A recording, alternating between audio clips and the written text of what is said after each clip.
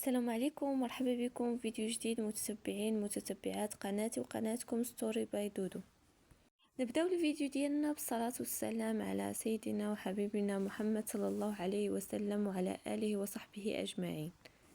نتمنى تتبعوا الفيديو الاخير وتسمعوا القصه ديال هاد الاخت بكل دقه باش قدو تعطيوها نصائحكم في التعليق، راه غادي تقرا تعاليقكم كلها. كما لقيت في الميساج ديالها كتبدا القصه ديالها: السلام عليكم اختي دودو، لاباس؟ كي دايره؟ كي دايرين البنات؟ نتمنى تكون احوالكم بخير. اختي نشري ليا هاد المشكل، راني عايشه العذاب والويل الكحل مع الراجل. راجلي مشى شرا الدار وسكن فيها مو اختو، ومؤخرا سمعت خوه غادي يتزوج ويجي حتى هو يسكن فيها، طبعا هو ومرته. فاش قلت ليه اولد الناس راه حنا اولى بديك الدار ماشي خوك، نقول امك ماشي مشكل، ولكن خوك ومرتو علاش؟ والمشكله حنا عايشين غير في ديول الكرا، كون غير عندنا حتى حنا دار.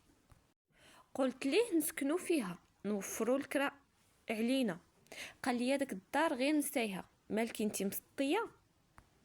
بغيتيني نخرج عائلتي باش تسكني نتيا وتبقاي لي على خاطرك، هذيك داري ماشي دارك، واخر مره تجبدي معايا هذا الموضوع ودخلي سوق راسك. منين تكون دارك تحكمي فيها. باش نحطكم امام الصوره، هو كيصرف على دارو ايه وكيخلص الكرا، ولكن المصروف غير الماكله فقط. الا بغيت الفلوس كيقول لي ما عنديش، ولا بغيت نشري الماكياج ولا الحوايج ولا شي حاجه عجباتني كيقول لي ما عنديش، حيت كيصرف على عائلته. ايه موفر لهم الدار فين ساكنين اللي هي في الاولى انا اللي عندي الحق فيها، وزايد كيصرف عليهم. هما واكلين شاربين ما كيخلصوا حتى ريال من جيبهم. بالنسبه اللي غادي تسولني ولا اللي غيسولني يقول لي يمو واش ما عندهاش فين تسكن، راه كانت ساكنه بحالنا في ديول الكرا. وباش نزيد نوضح لكم اكثر، هي عندها ولادها اخرين، حيت هي طلقت من بات راجلي وتزوجت مره اخرى وولدت مع هذاك الراجل جوج ولاد، وكتفضل ولاد ديال الراجل الثاني على راجلي وخوتو. وفاش كتشوفوا راجلي زعما كتبقى تمثل عليه الحب وكتبغيه، وهو اللي عندها. وهاد مو هي اللي قالت لي خوك ملي غيتزوج غيسكن معانا في الدار هو ومرتو، راها كبيره زعما على الدار، راها كبيره، حيت مو مريضه بالضغط اللي هو الطونسيون، وكيخاف عليها لا تعصب وتمرض ويوقع ليها شي حاجه وهما ما كاينيش. هادشي علاش اقترحت عليه باش خوه منين يتزوج يجي يسكن معاها. خوه اكيد ماشي شقيق، راه خوه غير من مو فقط.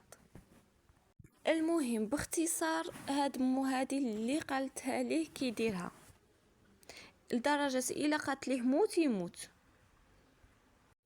ودابا كنفكر في الطلاق وبنتي مازال صغيره، والله غنطرطق مفقوسه ولا فيا الاعصاب ومسوي ولا نشرب الدواء بسببهم. كنشوف وكنتحسر على داري اللي انا اولى بها ساكنين فيها ناس اخرين، المصروف اللي انا اولى به كيتمتعوا به ناس اخرين، كو كان غير ما عندوش. هاد المو هادي راه برزقها،